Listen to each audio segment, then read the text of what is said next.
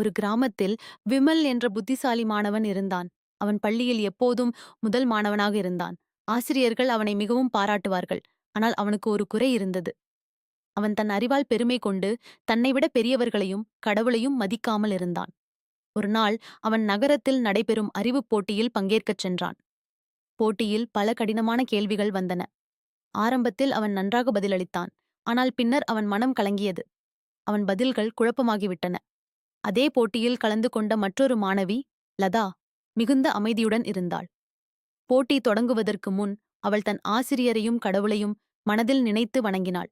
அவள் தன்னம்பிக்கையுடன் எல்லா கேள்விகளுக்கும் சரியாக பதில் அளித்தாள். இறுதியில் லதாவே முதல் பரிசை பெற்றாள். அருண் தோல்வியடைந்தான். அவன் தன் தவறை உணர்ந்தான்.